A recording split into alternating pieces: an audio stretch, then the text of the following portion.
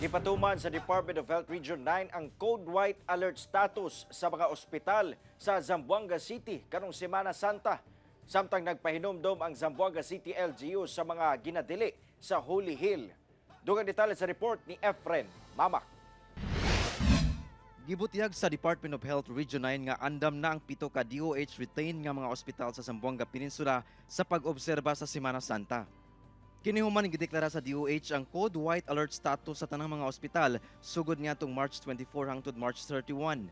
This declaration aims to ensure the health and well-being of the public during religious observances. Nagpaymangno sab ang DOH 9 nga magdala og tubig mainom og likayang magpainit o galing mo bisita sa pilgrimage sites. Ilabi pa karon nga mas grabe ang init sa panahon nga epekto sa El Nino aron malikay sa heat stroke.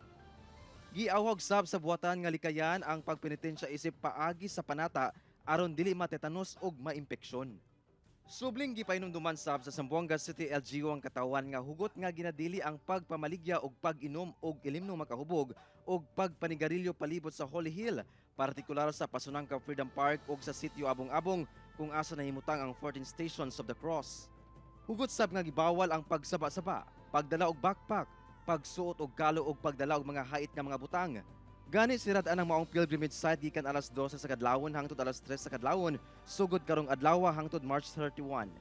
The window that our security forces has asked from the city government that they will be able to replenish the provisions of those who are doing their job in protecting and securing our people who are going up. Gani gawas sa command center dunay gimontar nga 37 ka mga CCTV palibot sa pilgrimage site ug gipakatagsab ang dulan usa ka libo ka mga personahe gikan sa Zamboanga City Police Office ug uban pang security forces.